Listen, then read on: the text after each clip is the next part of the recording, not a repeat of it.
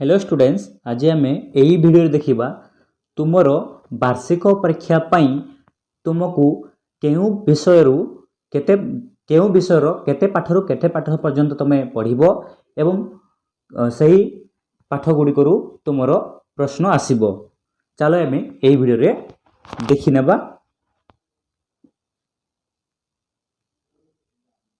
तुमर वार्षिक परीक्षा पाई तुमर नवेम्बर मासर जो कोर्स अच्छी से कोर्स तुम आरंभ कर जोटा कि तुम व्याकरण विभाग वाक्यर धारणा प्रश्नवाचक वाक्य तापर पद्य जोटा अच्छे तुम साहित्य बहिर भल कि करेनी मुही माटी गला बिगिड़ी रचना अच्छी तुमर आदर्श छात्र नलकूप पत्र दरखास्त अच्छी तुम नलकूप बसवा निमंते विभाग अधिकारी निकट को दरखास्त तापर पद्य अच्छी करदियो मते साई तापर तुमर व्याकरण विस्मयसूचक वाक्य पत्र लिखन अच्छी वार्षिक उत्सव किपरि पालन कल वर्णना कर सांग निकट को पत्र गद्य अच्छी कुहकी वन भितरकणिका पद्य माटी तापर तुम व्याकरण विभाग अच्छी क्रिया काल अतीत वर्तमान भविष्यत दलगत क्रियाकलाप तापर तुम अच्छी रचना दीपावली तापर तुम व्याकरण विभाग अच्छी मात्रा संबंध धारणा रचना अच्छी शीत ऋतु व्याकरण अच्छी विशेषण एकांकिका पहाड़र डाक तापर तुम पत्र लिखन अच्छी तुम्हें वार्षिक परीक्षा निमंते किपरि प्रस्तुत हो पिता निकट को पत्र तापर तुम रचना अच्छी व्यायाम उपकारिता। तो एते पर्यंत तुमको वार्षिक परीक्षा पढ़ा पड़ो। तापर तुम जो वार्षिक परीक्षा जो क्वेश्चन पैटर्नटा अच्छी तुम अर्ध वार्षिक परीक्षा भली रहिबो।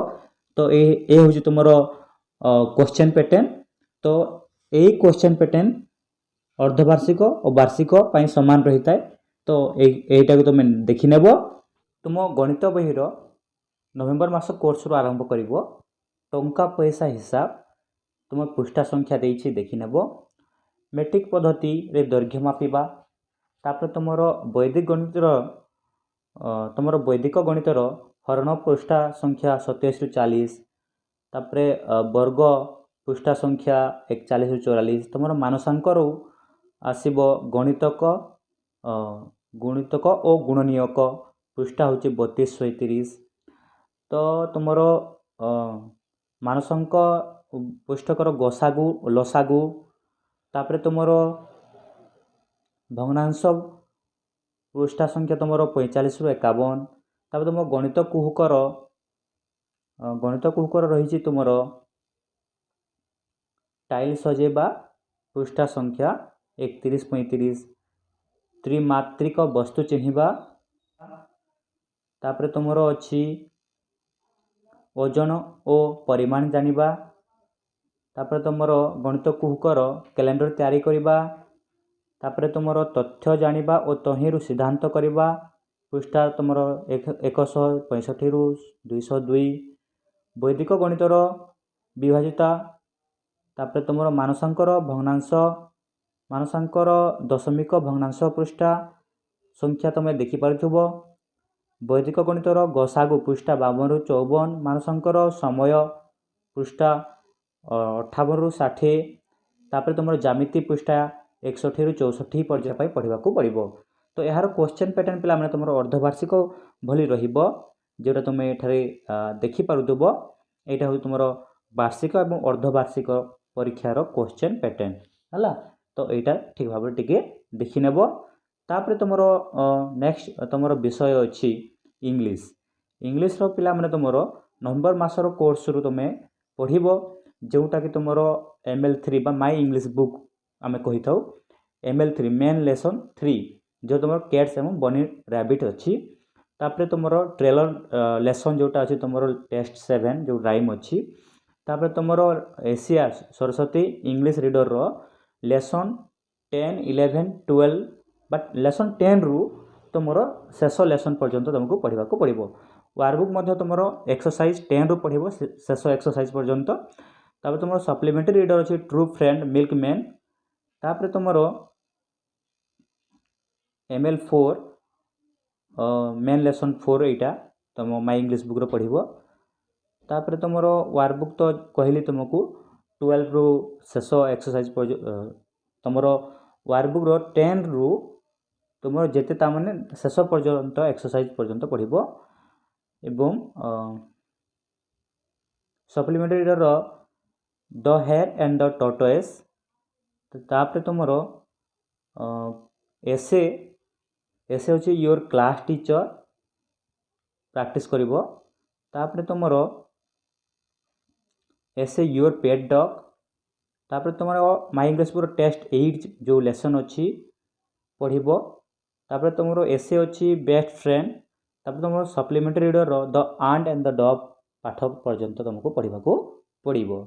तो एठारे पिला तुमको एसीआर बा सरस्वती इंग्लिश रीडर लेसन 10 रु तुमको पढ़ा को पड़ो 18 लेसन पर्यंत एवं तुमर वर्कबुक मध्य एक्सरसाइज 10 रु 18 एक्सरसाइज पर्यंत तुमको पढ़ा को पड़ो। तो तुमर जो क्वेश्चन पैटर्न अच्छी पिला माने एटा मध्य हाफ इयरली एवं एनुअल एग्जाम रो समान रहिबो। तो एठा तुमे क्वेश्चन पैटर्नटा देखि पड़ुथबो तुमर ओरल अच्छी 30 मार्क एवं तुमर रिटन अच्छी 70 मार्क। नेक्स्ट अच्छी तुमर विज्ञान विज्ञान पुस्तकर नवेम्बर मासर कोर्स पढ़िबो कीट पतंग आम क्षति करंतु क्षतिकारक उद्भिद प्राणी और उद्भिदकर जत्न और सुरक्षा पशुपक्षी बासस्थान और जत्न गृहपालित पशुपक्षी बासस्थान और जत्न बनुआ जीवजंतु जत्न वन महोत्सव प्रकृति मित्र पुरस्कार और प्रकृति बंधु पुरस्कार पढ़िबो। तबे तुमर 10म अध्याय अच्छी पदार्थ पदार्थ पाठ पढ़िबो। तापर तुमर 11 अध्याय पृथ्वी और आकाश पढ़िबो। तापर तुमर